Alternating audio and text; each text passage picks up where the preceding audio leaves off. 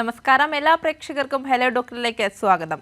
Road അപകടങ്ങളും emergency മെഡിസിനും എന്ന വിഷയമാണ് ഇന്ന് ഹലോ ഡോക്ടർ ചർച്ച ചെയ്യുന്നത്. റോഡ് അപകടങ്ങളിൽ പെടുന്നവർക്ക് പ്രാഥമിക ചികിത്സ കൃത്യസമയത്ത് നൽകിയാൽ തന്നെ മരണനിരക്ക് വളരെയധികം കുറയ്ക്കാനാകും. സംശയങ്ങൾക്ക് മറുപടി നൽകുന്നത് തിരുവല്ല പുഷ്പഗിരി മെഡിക്കൽ കോളേജ് ഹോസ്പിറ്റലിലെ എമർജൻസി മെഡിസിൻ വിഭാഗം അസിസ്റ്റന്റ് പ്രൊഫസർ ഡോക്ടർ മിഥുൻ മുരളീകൃഷ്ണയാണ്. നമസ്കാരം ഡോക്ടർ. ഹലോ ഡോക്ടറിലേക്ക് സ്വാഗതം. നമസ്കാരം. പ്രേക്ഷകർക്കും താഴെ കാണുന്ന നമ്പറിൽ വിളിക്കാവുന്നതാണ്.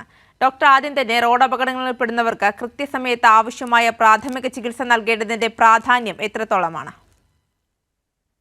നമ്മൾ ഇപ്പം മാഡം സംസാരിച്ചതുപോലെ തന്നെ നമ്മൾ റോഡ് അപകടത്തിൽ പെടുന്നവർക്ക് എപ്പോഴും ഈ പ്രാഥമിക ചികിത്സ എന്നുള്ളതിനാണല്ലോ നമ്മൾ പ്രാധാന്യം കൊടുക്കുന്നത്. അപ്പൊ ഈ പ്രാഥമിക ചികിത്സ എന്ന് നമ്മൾ പറയുമ്പോൾ ഈ ഫസ്റ്റ് എയ്ഡ്, നമ്മൾ മുറിവ് പറ്റിയെടുത്ത് ഓയിൻമെന്റ് തേക്കുന്നു, അല്ലെങ്കിൽ രക്തസ്രാവം കൊണ്ടെടുത്ത് ഡ്രസ്സിങ് ചെയ്യുന്നു, അത് വളരെ പ്രാധാന്യമുള്ളത് തന്നെയാണ്. പക്ഷെ ഈ ഇപ്പോൾ നമ്മുടെ ടോപ്പിക്കായ റോഡ് അപകടങ്ങളും എമർജൻസി മെഡിസിൻ എന്ന ഈ പുതിയ വിഭാഗം, ആ വിഭാഗത്തിനുള്ള പ്രാധാന്യം അല്ലെ അവരുടെ ചുമതലകളും കർത്തവ്യവും എന്താണ് എന്നുള്ളതിനെ കുറിച്ചാണ് ഞാൻ കൂടുതൽ സംസാരിക്കുന്നത്. നമുക്ക് ഓൾറെഡി നമ്മുടെ മലയാളികൾ പൊതുവെ നല്ല വിദ്യാസമ്പന്നരായതുകൊണ്ട് ഒരു റോഡ് അപകടത്തിൽ പെടുന്നവർക്ക് പ്രാഥമികമായി കൊടുക്കേണ്ടത് എല്ലാവർക്കും ഏകദേശം, എനിക്ക് തോന്നുന്നു നമ്മുടെ നാട്ടുകാരിൽ പലർക്കും മിക്കവാറും ഉള്ളവർക്കെല്ലാം അറിയാം. ആക്സിഡന്റ് പറ്റുന്നവരുടെ കഴുത്തിൽ പിടിച്ച് അനക്കുവോ, ആ കഴുത്ത് ഇളക്കാതെ വേണം നമ്മൾ, അതും നട്ടൽ ഇളക്കാതെ വേണം ഒരു ആക്സിഡന്റ് വണ്ടിയിൽ നിന്ന് ആളെ പുറത്തിറക്കാൻ.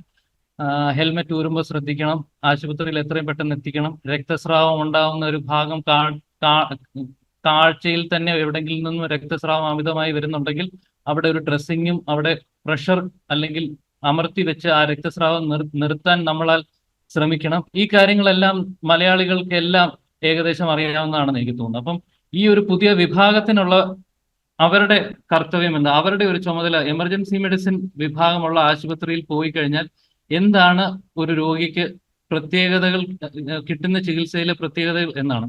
അപ്പൊ നമ്മൾ ഈ പ്രാഥമിക ചികിത്സ കൊടുക്കുന്നതും എല്ലാം നമ്മൾ ആ ആളുടെ ആക്സിഡന്റ്, നമ്മൾ കാണുന്ന രീതിയിലുള്ള പ്രശ്നങ്ങൾ എന്തെങ്കിലും ഉണ്ട് അത് മാറാനാണ്. പക്ഷെ ആന്തരികമായ പ്രശ്നങ്ങൾ അല്ലെ നമ്മൾ ഒരാളെ എമർജൻസി മെഡിസിനിൽ ചെല്ലുമ്പോൾ, അതായത് അത്യാഹിത വിഭാഗം എന്ന് പറയുമെങ്കിലും പഴയ ഒരു കാഷ്വാലിറ്റി രീതി അല്ലായിരിക്കും ഈ എമർജൻസി മെഡിസിനിൽ ചെല്ലുമ്പോൾ. എമർജൻസി മെഡിസിനിൽ ഒരു ആക്സിഡന്റ് ആയ രോഗി വരുമ്പോൾ ഞങ്ങൾ ഒരു ആലോചിക്കുക, എന്തെങ്കിലും ജീവന് പെട്ടെന്ന് അപകടം ഉണ്ടാകത്തക്ക വിധത്തിൽ എന്തെങ്കിലും പ്രശ്നങ്ങൾ ഉണ്ടായിട്ടുണ്ടോ എന്നാണ് ആദ്യം ചെക്ക് ചെയ്യുന്നത്. നമ്മളുടെ അടുക്ക് ചിലപ്പോൾ വരുമ്പോൾ പറയും ഞങ്ങൾക്ക് മുട്ടിന് വേദനയുള്ളൂ, ഇതൊക്കെ ഉള്ളൂ എന്ന് പറയുന്നെങ്കിലും നമ്മൾ പല ലക്ഷണങ്ങളും വെച്ചിട്ട് ജീവൻ അപകടങ്ങൾ ഉണ്ടാവുന്ന എന്തെങ്കിലും ആന്തരിക പ്രശ്നങ്ങളോ മറ്റോ ഉണ്ടോ എന്നുള്ളത് ആദ്യം തന്നെ ചെക്ക് ചെയ്യണം. കാരണം നമ്മൾ യുക്തി വെച്ച് ആലോചിക്കുമ്പോൾ തന്നെ അറിയാം. നമ്മളിപ്പോൾ ഒരാൾക്ക് പുറമേ അയാൾ പറയായിരിക്കും എൻ്റെ കൈക്ക് ഇവിടെ ഭയങ്കര വേദന, ഇവിടെ ഒടിഞ്ഞിരിക്കുന്നു. അത് നമുക്ക് കാഴ്ചയിൽ തന്നെ നോക്കുമ്പോൾ അറിയാം അയാളുടെ കൈ ഒടിഞ്ഞിരിക്കുന്നു, വളഞ്ഞിരിക്കുന്നു, നീരുണ്ട്, അത് നമുക്ക് മനസ്സിലാകും. പലപ്പോഴും നമ്മൾ ഈ ഒരു മുറിവിന്റെ അല്ലെങ്കിൽ ഈ ഇഞ്ചുറിയുടെ പുറകെ പോകുമ്പോൾ ചിലപ്പോൾ നമ്മുടെ വാരിയലിന്റെ ഈ ഭാഗത്ത് ഒരു പൊട്ടലോ എന്തെങ്കിലും ബുദ്ധിമുട്ടുണ്ടായിരിക്കാം, അല്ലെ വയറ് വന്ന് ഈ കാറിന്റെ ഹാൻഡിൽ അടിച്ചിട്ടുണ്ടായിരിക്കാം, അല്ലെ ബൈക്കിന്റെ ഹാൻഡിൽ ഈ വയറിന്റെ വലതു ഭാഗത്തോ ഇടതു ഭാഗത്തോ ഇടിച്ചിട്ടുണ്ടാവാം. അവിടുത്തെ വേദനയെക്കാട്ടിലും രോഗിക്കും പുറമേ നിന്നുള്ളവർക്ക് ഈ കാഴ്ചയിൽ ഇച്ചിരി ഭീവത്സമായിട്ടുള്ള ഈ ഒരു മുറിവിനായിരിക്കും അവർ പ്രാധാന്യം കൊടുക്കുക. അതിനെ നമ്മൾ ഇതിനകത്ത് ഡിസ്ട്രാക്ടിങ് ഇഞ്ചുറി എന്ന് പറയും. അതായത് കൂടുതൽ അപകടകരമായിട്ടുള്ള ഒരു ഇഞ്ചുറി ഉള്ളപ്പോൾ അതിൽ നിന്ന് നമ്മളെ ഡിസ്ട്രാക്ട് ചെയ്യുന്ന മറ്റൊരു ഇഞ്ചുറി. ഇതെല്ലാം ഒടിഞ്ഞു, അതിനും പ്രാധാന്യമൊക്കെ വേണ്ടതാണ്. പക്ഷെ ഇവിടെ ഈ ഹാൻഡിലോ മറ്റോ ഇടിച്ചിട്ട് ഈ ലിവറിന് ഒരു ടയറോ അല്ലെങ്കിൽ നമ്മുടെ സ്പ്ലീൻ, അത് നമ്മുടെ ആന്തരിക അവയവങ്ങൾക്ക് ടയർ ഉണ്ടായി ചെറിയ തോതിൽ രക്തസ്രാവം അകത്തേക്ക് ഉണ്ടായിക്കൊണ്ടിരിക്കുമ്പോൾ ജീവൻ തന്നെ നഷ്ടപ്പെടാവുന്ന പ്രശ്നങ്ങളിലേക്ക് രക്തസ്രാവം ഉണ്ടായി നമ്മുടെ ശരീരത്തിലെ രക്തം നഷ്ടപ്പെട്ട് BP താന്നു പോയി ഷോക്കിലേക്ക് പോകാനും അതുമൂലം മരണത്തിലേക്ക് നയിക്കാനും ഉള്ള പ്രശ്നങ്ങൾ ഇതുമൂലം ഉണ്ടാകാം ഈ ഒരു ഇഞ്ചുറി കാരണം. അപ്പൊ നമ്മൾ ഈ ഇഞ്ചുറി മാത്രമായിരിക്കും പൊതുവെ ഒരു കോമൺ സെൻസിൽ നമ്മൾ നോക്കുമ്പോൾ നമ്മൾ ശ്രദ്ധിക്കുക. അപ്പം എമർജൻസിയിൽ എത്തുമ്പോൾ നമ്മൾ പ്രധാനമായും ആൾക്കാരോട് ചോദിച്ച് മനസ്സിലാക്കുക എങ്ങനെയാണ് ഈ ആക്സിഡന്റ് സംഭവിച്ചത്. അത് അറിയാൻ പറ്റുന്ന ഇൻഫർമേഷൻ അത്രയും കിട്ടിയിട്ട് നമ്മൾ മറ്റ് ഇഞ്ചുറികൾ, ഇതുപോലെ ഞാൻ പറഞ്ഞ പോലെ ഒളിഞ്ഞിരിക്കുന്ന അപകടകരമായിട്ടുള്ള ഇഞ്ചുറീസ് ഉണ്ടോ, ജീവൻ ആപത്തുണ്ടാവുന്ന എന്തെങ്കിലും പ്രശ്നങ്ങളുണ്ടോ, ഇതാണ് ആദ്യം. ജീവൻ ആപത്തുണ്ടാവുന്ന പ്രശ്നങ്ങൾ എന്തെങ്കിലും ഉണ്ടോ എന്നുള്ളതും അങ്ങനത്തെ കാര്യങ്ങളൊക്കെ മനസ്സിലാക്കി അതനുസരിച്ചുള്ള ചികിത്സ കൊടുക്കും. അങ്ങനത്തെ ഈ പ്രശ്നങ്ങളൊന്നും ഇല്ല എങ്കിൽ നമ്മൾ പിന്നെ തിരിച്ച് ഈ ഒടിഞ്ഞ ഈ ഒരു പ്രശ്നത്തിലേക്ക് വരുള്ളൂ. കാരണം കൈ ഒടിഞ്ഞത് മൂലം നമുക്ക് വേദനയും മറ്റു ബുദ്ധിമുട്ടുകളുണ്ട്. പക്ഷെ അതിന് പ്രയോറിറ്റി നമ്മൾ രണ്ടാമതായിട്ട് കൊടുക്കുള്ളൂ. കാരണം ജീവൻ നഷ്ടപ്പെടുന്ന പ്രശ്നങ്ങളൊന്നുമില്ല എന്ന് ഉറപ്പാക്കിയതിന് ശേഷം ഈ ഒടിഞ്ഞ കൈയുടെ ചികിത്സ, മറ്റു കാര്യങ്ങൾ. അപ്പം അതായിരിക്കും എമർജൻസി മെഡിസിൻ. അപ്പൊ നമ്മൾ അതിനകത്തൊരു ടെൻഷനും അടിക്കേണ്ട കാര്യമില്ലായിരിക്കും. നേരെ എമർജൻസി മെഡിസിൻ. അപ്പൊ നമ്മളല്ലാതെ മുൻവിധിയോടെ നമ്മളൊരു ഹോസ്പിറ്റലിൽ ചെന്ന് എനിക്ക് ഓർത്തോയെ കാണണം എന്ന് പറഞ്ഞ് അങ്ങനെ ഇരിക്കും. ഇപ്പൊ നമ്മൾ ഓർത്തോ ആയിരിക്കും, പക്ഷെ ഓർത്തോപെഡിഷ്യൻ വന്ന് കാണുമ്പോൾ പുള്ളി ഓർത്തോപെഡിഷൻ കൈയുടെ കാര്യങ്ങളൊക്കെ ശ്രദ്ധിച്ചുകൊണ്ടിരിക്കുമ്പോഴായിരിക്കും പെട്ടെന്ന് രോഗിയുടെ BP താന്നു പോകുന്നു, രോഗി ബോധം മങ്ങിപ്പോകുന്നു. അങ്ങനെ വരുമ്പോഴേ ബിക്കോസ് ഓർത്തോപെഡിഷൻ അദ്ദേഹം സ്പെഷ്യലൈസ് ചെയ്തിരിക്കുന്ന എല്ലിന്റെ പ്രശ്നങ്ങൾ അതിലായിരിക്കും. അപ്പൊ അദ്ദേഹം പിന്നീടായിരിക്കും അദ്ദേഹം ഇത് കാണുമ്പോഴായിരിക്കും ബാക്കി കാര്യങ്ങളിൽ അലേർട്ടഡ് ആവുന്നു. അപ്പം അങ്ങനെയുള്ള കൺഫ്യൂഷൻസ് നമ്മൾ ഒരു എമർജൻസി മെഡിസിൻ ഡിപ്പാർട്ട്മെന്റ് ഇല്ലാത്തൊരു സ്ഥലത്ത് പോയി കഴിഞ്ഞാൽ ഉണ്ടാകും. അപ്പൊ എമർജൻസി മെഡിസിൻ സ്ഥലത്തുണ്ടെങ്കിൽ അവർ തന്നെ ഈ കാര്യങ്ങളൊക്കെ ആദ്യം ചെക്ക് ചെയ്ത് മറ്റ് അപകടം ജീവനുള്ള പ്രശ്നങ്ങളൊന്നും ഇല്ല എന്ന് ഉറപ്പാക്കിയതിനു ശേഷം ഓർത്തോപെഡിഷനെ വിളിച്ച് കൈയുടെ കാര്യങ്ങളും മറ്റും നോക്കും. ശരി ഡോക്ടർ, അത് വളരെ വ്യക്തമാണ്. ഡോക്ടർ, അതുപോലെ തന്നെ പൊതുവെ എല്ലാവർക്കുമുള്ള ഒരു സംശയമാണ്, റോഡ് അപകടങ്ങളിൽ പെടുന്നവർക്ക് നൽകേണ്ട അടിയന്തര ചികിത്സകൾ എന്തൊക്കെയാണ്, അല്ലെങ്കിൽ നമുക്ക് ഇക്കാര്യത്തിൽ എന്ത് സഹായം ചെയ്യാനാവും എന്നുള്ളത്. നമ്മൾ എപ്പോഴും ആ റോഡ് അപകടങ്ങളിൽ പെടുന്നവർക്ക് ആദ്യമായി ചെയ്യേണ്ടതെന്ന് വെച്ചാൽ നമ്മൾ ആദ്യം ആ ആളിനെ വണ്ടിയിൽ എന്ത് അവസ്ഥയിലാണ് അദ്ദേഹം ഇരിക്കുന്നത് എന്നുള്ളത് നമ്മൾ ശ്രദ്ധിക്കുക. ആ അവസ്ഥ അനുസരിച്ച് വേണം നമ്മൾ പിന്നീട് ആലോചിക്കാൻ. വളരെ ക്രഷ് ചെയ്തിരിക്കുന്ന വണ്ടികൾ അങ്ങനത്തെയൊക്കെയാണ് നമ്മൾ അതിൽ നിന്ന് രോഗികളെ എക്സ്ട്രിക്കേറ്റ് ചെയ്യാൻ തന്നെത്താനെ ശ്രമിക്കുന്നത്. വളരെ അപകടകരമായിരിക്കും. എത്രയും പെട്ടെന്ന് ഒരു ആംബുലൻസോ ഫയർഫോഴ്സോ അങ്ങനെയുള്ളവരെ വിളിച്ച് ആ ഉണ്ടായ ആക്സിഡന്റ് മൂലം ഉണ്ടായ ഡാമേജുകളിൽ കൂടുതൽ ഡാമേജ് നമ്മളാൽ അതേ ഈ ആക്സിഡന്റിൽ പെട്ടവർക്ക് വരരുത് എന്നുള്ളതാണ് നമ്മൾ ആദ്യം ശ്രദ്ധിക്കേണ്ടത്. നമ്മൾ അവരെ വണ്ടിയിൽ നിന്ന് പുറത്തെടുക്കുകയും മറ്റു കാര്യങ്ങൾ ചെയ്യുമ്പോൾ അതീവ ശ്രദ്ധയോടെ വേണം ചെയ്യാൻ.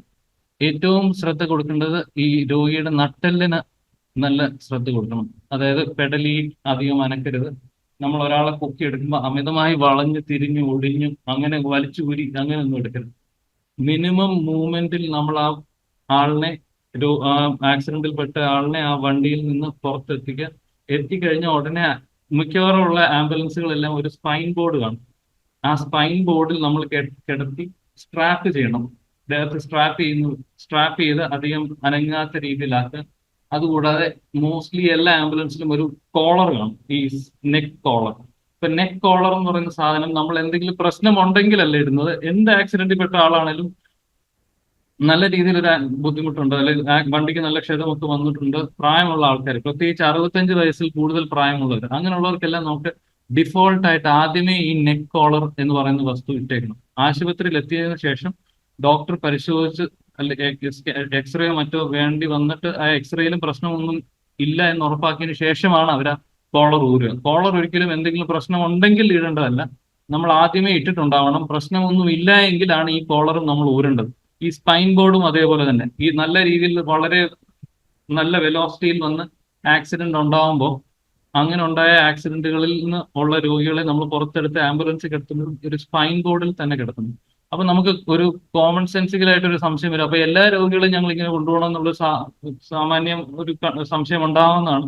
അപ്പൊ അതിനകത്ത് നമ്മൾ ശ്രദ്ധിക്കേണ്ടതെന്ന് വെച്ചാൽ ചില കാര്യങ്ങളാണ് ഒരു ആക്സിഡന്റിനെ അതീവ അപകടകരമാക്കുന്നത്. അതിന്റെ കുറച്ച് ഫീച്ചേഴ്സ് ഉണ്ട്. ഒന്നെന്ന് വെച്ചാൽ ഈ വണ്ടികളുടെ കമ്പൈൻ സ്പീഡ്. ഒരു വണ്ടി ഏകദേശം ഒരു 100 km/h പോയി ഒരു ഭിത്തിയിൽ ഇടിക്കുക, അല്ലെങ്കിൽ രണ്ട് വണ്ടികൾ 50 km സ്പീഡിൽ ഹെഡ് ഓൺ കൊളിഷൻ, അതായത് കമ്പൈൻ സ്പീഡ് 100 km കൂടുതൽ 100 km/h കൂടുതൽ സ്പീഡിൽ പോകുന്നതാണെങ്കിൽ അതൊരു വളരെ അപകട സൂചനയാണ്. ആ ആക്സിഡന്റിന് ഉണ്ടായവർക്ക് നമ്മൾ എല്ലാ രീതിയിലും ചെക്ക് ചെയ്തിട്ട് വേണം, ഒരു പ്രശ്നവും ഇല്ല എങ്കിൽ ഡിസ്ചാർജ് ചെയ്യാൻ. അല്ലാതെ നമ്മൾ മുൻവിധിയോടെ അവർ സംസാരിക്കുന്നു കുഴപ്പമൊന്നുമില്ല എന്ന് അങ്ങനെ സംസാരിച്ച് നടക്കുന്ന ആളാണ്, അതുകൊണ്ട് ഒരു പ്രശ്നവും ഇല്ല എന്ന് നമ്മൾ മുൻവിധിയോട് ഒരിക്കലും വിചാരിക്കാൻ പാടില്ല. അയാളെ ആശുപത്രിയിൽ കൊണ്ടുപോയി നമ്മളെല്ലാം ചെക്ക് ചെയ്യണം. അപ്പോൾ ഒരു കാര്യം ഇതാണ്, കമ്പൈൻ സ്പീഡ് 100 km കൂടുതലാണെങ്കിൽ നമ്മൾ ഫുൾ ശ്രദ്ധിക്കണം. പിന്നെ ഉള്ളതെന്ന് വെച്ചാൽ ഈ വണ്ടിയിൽ നിന്ന് തെറിച്ച് പോയി വീഴുന്നവർ, അങ്ങനെയുള്ളവരെയും നമ്മൾ ആശുപത്രി കൊണ്ടുപോയി ഈ എമർജൻസി മെഡിസിൻ വിഭാഗമുള്ള സ്ഥലങ്ങളിലാണെങ്കിലും അല്ല ഒരു ട്രോമ കെയർ ഫെസിലിറ്റി ഉള്ളവരാണെങ്കിൽ അവർ ഇതെല്ലാം ചെക്ക് ചെയ്തോളും. വണ്ടിയിൽ നിന്ന് ഇജക്റ്റഡ് ആയി പോയിരിക്കുന്നത്. പിന്നെ ഉള്ളതെന്ന് വെച്ചാൽ ഈ വണ്ടി മറിഞ്ഞു പോവുക, യാത്ര ചെയ്യുമ്പോൾ ഓട്ടോ മറിഞ്ഞു, കാറ് മറിഞ്ഞു, അപ്പൊ അതിനകത്തുള്ള യാത്രികർ അങ്ങനെയുള്ളതും ഒരു ഡേഞ്ചറസ് മെക്കാനിസം. ആ ഹിസ്റ്ററി ഉണ്ടെങ്കിൽ, അതായത് ഇങ്ങനെയാണ് ആക്സിഡന്റിന്റെ അകത്ത് ഇങ്ങനെ വണ്ടി മറിഞ്ഞു എന്ന് പറയപ്പെടുന്നുണ്ടെങ്കിൽ ആ ആക്സിഡന്റിൽ ഇരയായ രോഗികളെ നമ്മൾ അതീവ ശ്രദ്ധയോടെ ചെക്ക് ചെയ്തിട്ട് വേണം, മറ്റു പ്രശ്നങ്ങളില്ല എന്ന് ഉറപ്പാക്കിയതിനു ശേഷം മാത്രമേ വീട്ടിൽ വിടാവുള്ളൂ. അതേപോലെ വേറെ ഉള്ള ഒരു കാര്യം എന്ന് വെച്ചാൽ ഈ വലിയ വണ്ടികൾ, അതായത് ബസ്, ലോറി, അങ്ങനെയുള്ള വണ്ടികളുടെ ആക്സിഡന്റ്, അതായത് നല്ല ബിക്കോസ് ഇത്രയും മാസ് ഉള്ള വണ്ടിയാകുമ്പോൾ ആ മൊമെന്റം ഭയങ്കര കൂടുതലാണ്. അങ്ങനെയുള്ള വണ്ടികൾ ആക്സിഡന്റ് പെടുമ്പോഴും ഇതിനകത്ത് അതുകൂടാതെ ഈ വണ്ടികളിലൊന്നും റിസ്ട്രെയിൻ കാണില്ല. പലപ്പോഴും ബെൽറ്റോ മറ്റു കാര്യങ്ങളൊന്നും ഇതുപോലുള്ള വലിയ വെഹിക്കിൾസ് കാണില്ല. അപ്പൊ ഈ വലിയ ലാർജ് വെഹിക്കിൾസ് ഇൻവോൾവ് ചെയ്യുന്ന ആക്സിഡൻസിലുള്ള ആൾക്കാരെ നമ്മൾ ഫുൾ ചെക്ക് ചെയ്യണം. പിന്നെ ഉള്ളതെന്ന് വെച്ചാൽ നമ്മുടെ ഈ റിക്രിയേഷണൽ വെഹിക്കിൾ, അതായത് ഈ നമുക്ക് തന്നെ അറിയാം, ഇന്നത്തെ ന്യൂസിൽ എപ്പോഴെപ്പോഴും കേൾക്കുന്ന ചെറുപ്പക്കാർ കുട്ടികൾ നമ്മുടെ ഈ KTM പോലുള്ള ഹൈ സ്പീഡ് വെഹിക്കിൾസ് അത് വയ്ക്കുക. അവർ മേടിച്ചിട്ട് നമ്മൾ കടയിൽ സാധനം മേടിക്കാൻ പോണ്ടി ആരും KTM മേടിക്കാറില്ല. നല്ല സ്പീഡിൽ ഓടിക്കാനും സ്റ്റൺസ് കാണിക്കാനും അങ്ങനെ സ്പീഡിനോട് അധികം താല്പര്യമുള്ളവർ വണ്ടി മേടിക്കുന്നവർ തെറ്റാണെന്നല്ല ഞാൻ പറയുന്നത്. പക്ഷെ അങ്ങനെയുള്ളവർ അത് മേടിക്കുമ്പോൾ അവരുടെ താല്പര്യങ്ങളും ആ രീതിയിലുള്ളവർ, അപ്പൊ ആ രീതിയിൽ യാത്ര ചെയ്യുന്നവരുമായിരിക്കും. അങ്ങനെയുള്ളവർക്ക് അവർ ഇൻവോൾവ് ആവുന്ന ആക്സിഡന്റിൽ പൊതുവെ നല്ല സ്പീഡിൽ ഉള്ള ആക്സിഡന്റ് ഉണ്ടായിരിക്കുന്നതാണ് നമ്മൾ വിചാരിക്കേണ്ടത്. അതുകൊണ്ട് അങ്ങനെയുള്ള വെഹിക്കിൾസ് ഓടിക്കുന്ന ഒരു ആക്സിഡന്റ് ആയി വരുമ്പോൾ നമ്മളും അവരെയും അവരൊരു പ്രശ്നമില്ല എന്ന് പറഞ്ഞാൽ പോലും നമ്മളെല്ലാം പരിശോധിച്ചെല്ലാം ഒരു പ്രശ്നമില്ല എന്ന് ഉറപ്പാക്കിയതിനു ശേഷം മാത്രമേ അവരെ വീട്ടിൽ വിടാൻ പാടുള്ളൂ. പിന്നെ ഉള്ളതെന്ന് വെച്ചാൽ ഈ ഉയരത്തിൽ ഒരു ഹൈറ്റിൽ നിന്നൊക്കെ വീഴും, അതായത് ഏകദേശം ഒരു 2 മീറ്റർ ഉയരത്തിൽ നിന്നൊക്കെ താഴേക്ക് വീഴുന്നവര്, അങ്ങനെയൊക്കെ ഉണ്ടാകുന്നവരെ നമ്മൾ അധിക ശ്രദ്ധയോടെ ചെക്ക് ചെയ്തിട്ട് വേണം, ഒരു പ്രശ്നവുമില്ല എന്ന് ഉറപ്പാക്കിയതിനു ശേഷം മാത്രമേ വീട്ടിൽ വിടാവൂ. ഇങ്ങനെയുള്ള ഈ പറഞ്ഞ ലക്ഷണങ്ങളിലുള്ള ആക്സിഡന്റിൽ പെടുന്നവരെ ഒരിക്കലും മുൻവിധിയോടെ അവർ സംസാരിക്കുന്നു, നടന്നു വന്നു, അവർക്ക് ഒരു പ്രശ്നമില്ല എന്ന് അവർ പറഞ്ഞു എന്നൊരിക്കലും വിചാരിച്ചിട്ട് നമ്മൾ ആശുപത്രി കൊണ്ടുപോകാതിരിക്കുകയോ അല്ലെങ്കിൽ പരിചരണം വേണ്ടത് കൊടുക്കാതിരിക്കുകയോ ചെയ്യരുത്. അവരെ നമ്മൾ ശ്രദ്ധിക്കുകയും ആശുപത്രിയിൽ കൊണ്ടുപോയി ഡോക്ടർ പരിശോധിച്ച് മറ്റ് പ്രശ്നങ്ങളൊന്നും ഇല്ല അല്ലെങ്കിൽ പേടിക്കേണ്ടതായിട്ടൊന്നുമില്ല എന്ന് ഉറപ്പാക്കിയതിനു ശേഷം മാത്രമേ വീട്ടിൽ കൊണ്ടുപോകുള്ളൂ. അപകടത്തിൽപ്പെടുന്നവരെ എങ്ങനെ ഹാൻഡിൽ ചെയ്യാമെന്ന് കൂടിയാണ് ഡോക്ടർ വ്യക്തമാക്കിയത്. ഡോക്ടർ, അതുപോലെ തന്നെ അപകടത്തിൽപ്പെട്ട ബോധം നഷ്ടപ്പെട്ടവരെയും ബോധം നഷ്ടപ്പെടാത്തവരെയും നമുക്ക് എങ്ങനെ പരിചരിക്കാൻ കഴിയും? ഒരാൾക്ക് അപകടത്തിൽ ബോധം നഷ്ടപ്പെട്ടു എന്ന് പറയുമ്പോൾ തന്നെ വളരെ അപകടകരമായ എന്തോ ഒരു ബുദ്ധിമുട്ട് അദ്ദേഹത്തിന്റെ ശരീരത്തിന് സംഭവിച്ചു എന്നുള്ളതാണ്. കാരണം അദ്ദേഹത്തിന്റെ മസ്തിഷ്കത്തിന്റെ പ്രവർത്തനം താൽക്കാലികമായി അതിലൊരു ബുദ്ധിമുട്ട് വന്നതിന്റെ ലക്ഷണമാണ് ബോധം നഷ്ടപ്പെട്ടു എന്നുള്ളത്. മസ്തിഷ്കത്തിന് അത് എന്തെങ്കിലും കാരണം കൊണ്ടാണ്. ചിലപ്പോൾ ഡയറക്ട്ലി ഹെഡ് ഇഞ്ചുറി ഉണ്ടാവാം, അല്ലെങ്കിൽ ചിലപ്പം ശരീരത്തിന്റെ ഒരു വലിയ രക്തധമനി പൊട്ടി ശരീരത്തിന്റെ ബ്ലഡ് പ്രഷർ അപകടകരമായ രീതിയിൽ കുറഞ്ഞു പോയതുകൊണ്ട് തലച്ചോറിലേക്കുള്ള രക്തയോട്ടം കുറഞ്ഞു ബോധം നഷ്ടപ്പെട്ടതാവും, അല്ലെങ്കിൽ പല കാരണങ്ങളുണ്ട്. അപ്പൊ എന്തായാലും മസ്തിഷ്കത്തിന്റെ പ്രവർത്തനം സാരമായി ബാധിക്കപ്പെട്ടു എന്നുള്ളതാണ് ഇതിനകത്തെ ആദ്യത്തെ കാര്യം.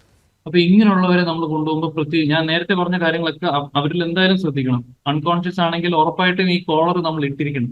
കാരണം അൺകോൺഷ്യസ് ആയ ഒരാൾക്ക് ഒരിക്കലും നമ്മളോട് പറയാൻ പറ്റില്ല എനിക്ക് പെടലി വേദനിക്കുന്നു അല്ലെങ്കിൽ പുറം വേദനിക്കുന്നു എന്ന് അവരൊരിക്കലും പറയില്ല. നമ്മൾ ഹെഡ് ഇഞ്ചുറി ആണെന്ന് വിചാരിച്ച് എല്ലാം ചികിത്സിച്ച് പുള്ളി ബോധത്തിൽ വന്നു കഴിയുമ്പോഴായിരിക്കും പുള്ളി പറയുന്നത് എന്റെ 2 കാല് അനക്കാൻ പറ്റുന്നില്ല, കൈ അനക്കാൻ പറ്റുന്നില്ല. അപ്പോഴത്തേക്ക് പുള്ളി അരയ്ക്ക് കീഴേക്ക് തളർന്ന് ജീവിതകാലം മുഴുവൻ കിടക്കേണ്ട ഒരു അവസ്ഥയിലേക്ക് പോകും. അതുകൊണ്ട് നമ്മൾ അബോധാവസ്ഥയിലുള്ളവരെ എപ്പോഴും ഓൾറെഡി ഈ കോളർ ഇട്ട്, ഞാൻ നേരത്തെ പറഞ്ഞ സ്പൈൻ ബോർഡ് ഒരു ആംബുലൻസിലൊക്കെ ഉണ്ട്, ആ സ്പൈൻ ബോർഡ് കിടത്തി ആശുപത്രിയിൽ കൊണ്ടുപോകും. പിന്നെ ഈ അബോധാവസ്ഥയിലുള്ള വേറൊരു പ്രശ്നം എന്ന് വെച്ചാൽ, ഇപ്പം ഞാനോ ഡോക്ടർ, ഞാനൊന്ന് ഇടപെടുകയാണ്. ഇപ്പോൾ ഒരു പ്രേക്ഷകൻ ചേരുന്നുണ്ട്, മലപ്പുറത്ത് നിന്ന് നജീബാണ്. നജീബ് ഡോക്ടറോട് ചോദിച്ചോളൂ. ഹലോ ഹലോ സാർ, നമസ്കാരം സാർ. ഹലോ ഹലോ, കേൾക്കുന്നുണ്ടോ സാർ? ഡോക്ടർക്ക് കേൾക്കാമോ? കേൾക്കുന്നുണ്ടോ? ഹലോ ഹലോ കേൾക്കാൻ സാധിക്കുന്നില്ല. കേൾക്കുന്നുണ്ടോ? ചെറിയ സാങ്കേതിക തടസ്സങ്ങളുണ്ടെന്ന് മനസ്സിലാക്കുന്നു. റോഡ് അപകടങ്ങളും എമർജൻസി മെഡിസിനും എന്ന വിഷയമാണ് നമ്മൾ ചർച്ച ചെയ്യുന്നത്. ഡോക്ടർ മിഥുൻ മുരളീകൃഷ്ണ തുടരുന്നുണ്ട്. ഡോക്ടർ, ഇപ്പം നമുക്കൊപ്പം ഒരു പ്രേക്ഷകൻ ചേരുന്നുണ്ട്, മലപ്പുറത്ത് നിന്ന് സുരേഷ് ആണ്. സുരേഷ് ഡോക്ടറോട് ചോദിച്ചോളൂ. ഹലോ ഹലോ ഹലോ, കേൾക്കാമോ സാറേ? കേൾക്കാമോ? ഹലോ സാർ, ഞാൻ സുരേഷ് എന്നാണ് പേര്. ഞങ്ങള്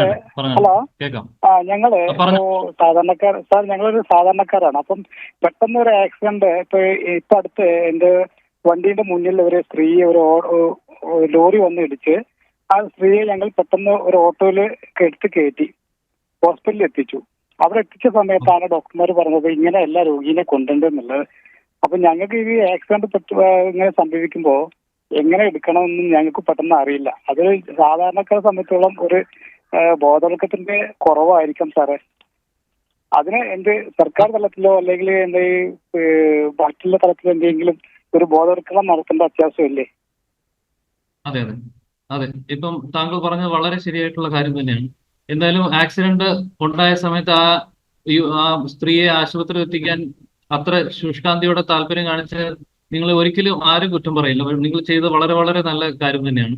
പക്ഷെ നമുക്കുള്ള ഒരു ബുദ്ധിമുട്ടെന്ന് വെച്ചാൽ ആ ഒരു സമയത്ത് നമ്മൾ ആ വ്യഗ്രതയോടെ ഇവരെ ഓട്ടോയിൽ നിന്ന് എടുക്കുമ്പോൾ നമ്മൾ കുറച്ച് കാര്യങ്ങൾ മാത്രം ശ്രദ്ധിച്ചാൽ മതി. അതിനകത്ത് നമുക്ക് എന്തായാലും നമ്മൾ മലയാളികൾ പൊതുവെ ഞാൻ നേരത്തെ പറഞ്ഞ പോലെ നമുക്ക് കാര്യങ്ങൾ പറഞ്ഞാൽ മനസ്സിലാക്കാനുള്ള ആ യുക്തിയും ബോധവും ഇതെല്ലാം ഉണ്ട്. അതുകൊണ്ടാണ് തന്നെയാണല്ലോ അന്ന് അങ്ങനെ ഒരു സംഭവം ഉണ്ടായിട്ട് താങ്കൾ തന്നെ ഇനി എന്താണ് നമ്മളിൽ നിന്ന് ശരിയാക്കാനുള്ള എന്തൊക്കെ കാര്യങ്ങളാണ് എന്ന് ചോദിച്ച് മനസ്സിലാക്കാനുള്ള ശുഷ്കാന്തി കാണിക്കുന്നത് തന്നെ ഒരു വലിയ കാര്യം തന്നെ. അപ്പൊ അതിനകത്ത് നമ്മൾ ആകെ ഓർക്കേണ്ടതെന്ന് വെച്ചാൽ നമ്മുടെ നട്ടെല്ലാണ് ഈ ഇങ്ങനെ പൊക്കിയെടുത്തൊക്കെ കൊണ്ടുപോകുമ്പോൾ നമ്മൾ തന്നെ ആലോചിച്ചാൽ മതി. നമ്മുടെ ശരീരത്തിനെ ഇങ്ങനെ നിലനിർത്തുന്ന ആ നട്ടെല്ലിന്റെ സ്റ്റെബിലിറ്റി ആണ്. നട്ടെല്ലിന് ഒരു ബുദ്ധിമുട്ടുണ്ടായാൽ ആൾ ഇങ്ങനെ വളഞ്ഞു പോകും, അല്ലെ അങ്ങനെ പോകും. അപ്പൊ നമ്മൾ ഒരു ആക്സിഡന്റ് ഉണ്ടാകുമ്പോൾ നട്ടെല്ലിന് ക്ഷതം ഉണ്ടാവാനുള്ളൂ. പ്രത്യേകിച്ച് ഈ 65 വയസ്സിൽ കൂടുതൽ പ്രായമുള്ളവർ, അതാണ് ഒരു ശ്രദ്ധിക്കേണ്ട ഒരു ഡേഞ്ചർ. ആക്സിഡന്റ് ഒരു 20 വയസ്സുകാരനോ 30 വയസ്സുകാരനോ 40 വയസ്സുകാരനോ വരുന്നത് പോലെ അല്ല, ഒരു 60 വയസ്സിൽ കൂടുതലുള്ളവർക്ക് ആക്സിഡന്റ് വരും. അങ്ങനെയുള്ളവരെ നമ്മൾ ഈ വണ്ടിയിൽ നോക്കി എടുക്കുമ്പോൾ കൂടുതൽ അതീവ ശ്രദ്ധ നമുക്ക് ഒന്നാമത് നമുക്കറിയാം അവർക്ക് പലർക്കും ഹാർട്ടിന്റെ അസുഖം അല്ലെങ്കിൽ ലിവറിന്റെ അസുഖം കിഡ്നിയുടെ അസുഖം അങ്ങനത്തെ പ്രശ്നങ്ങൾ കാണും. അതുകൂടാതെ സ്ത്രീകൾ പ്രത്യേകിച്ച് നമ്മുടെ ഓസ്റ്റിയോപൊറോസിസ്, അതായത് പ്രായമാവുന്ന സ്ത്രീകളുടെ എല്ലിന് കാൽഷ്യം കുറവും മറ്റും മൂലം ബലക്ഷയം ഉണ്ടായി പെട്ടെന്ന് ഒടിവും പ്രശ്നങ്ങളും ഒക്കെ ഉണ്ടാവും. അപ്പൊ അങ്ങനെയുള്ളവർ 60 വയസ്സിൽ കൂടുതൽ പ്രായമുള്ളവരെ നമ്മൾ ഒരു ആക്സിഡന്റിൽ ഇൻവോൾവ് ആകുമ്പോൾ അവരെ ഈ വണ്ടിയിൽ നിന്നൊക്കെ എടുക്കുമ്പോൾ അതീവ ശ്രദ്ധയോടാണ് അവരെ നമ്മൾ ഒരു കാര്യം നമുക്ക് ഈസി ആയിട്ട് ചെയ്യാൻ പറ്റുന്നതെന്ന് വെച്ചാൽ ഈ പെഡലി അനക്കാതെ വെക്കുക എന്നുള്ളത്. അപ്പം ഒരു ആളുടെ പെഡലി അനക്കാതെ വെക്കുക എന്ന് വെച്ചാൽ ഇപ്പം ആളുടെ തല ഇവിടെ ഉണ്ടെങ്കിൽ നമ്മൾ ആളുടെ രണ്ട് തോളിലും ഇങ്ങനെ പിടിക്കണം. രണ്ട് തോളിലും ഇങ്ങനെ പിടിച്ചു കഴിഞ്ഞാൽ നമ്മൾ പുറകിൽ നിന്ന് ആളിങ്ങനെ കിടക്കുക, തല ഇവിടെ കാലവിടെ അങ്ങനെ കിടക്കുമ്പോൾ മനസ്സിലായി, തല ഇവിടെ കാലവിടെ അങ്ങനെ കിടക്കുക. അപ്പൊ നമ്മൾ കൈ രണ്ടും ആളുടെ തോളിൽ ഇങ്ങനെ പിടിക്കുക. എന്നിട്ട് ഈ രണ്ട് ഭാഗം നമ്മുടെ ഈ കൈകൾ കൊണ്ട് ആളുടെ തലയെ ഒന്ന് സ്റ്റെബിലൈസ് ചെയ്യണം. അങ്ങനെ സ്റ്റെബിലൈസ് ചെയ്ത് കഴിഞ്ഞാൽ നമുക്ക് ഈ പെഡലി ഒട്ടും പെഡലി ആണെങ്കിൽ അങ്ങനെയല്ല ഉദ്ദേശിക്കുന്നത്. എന്ന് വെച്ചാൽ പെഡലി ഇങ്ങനെ ഡോക്ടർ, സമയപരിമിതി കൊണ്ട് മാത്രം ഞാൻ ഇടപെടുകയാണ്. ഒരുപാട് മറുപടി ലഭിക്കേണ്ട ഒരു വിഷയമായിരുന്നു. റോഡ് അപകടങ്ങളും എമർജൻസി മെഡിസിനും എന്ന വിഷയമാണ് ഇന്ന് ഹലോ ഡോക്ടർ ചർച്ച ചെയ്തത്. നമ്മുടെ സംശയങ്ങൾക്ക് മറുപടി നൽകിയത് തിരുവല്ല പുഷ്പഗിരി മെഡിക്കൽ കോളേജ് ഹോസ്പിറ്റലിലെ എമർജൻസി മെഡിസിൻ വിഭാഗം അസിസ്റ്റന്റ് പ്രൊഫസർ ഡോക്ടർ മിഥുൻ മുരളീകൃഷ്ണയാണ്. നന്ദി doctor. Thank you. Hello doctor പൂർണ്ണമാകുന്നു. നമസ്കാരം.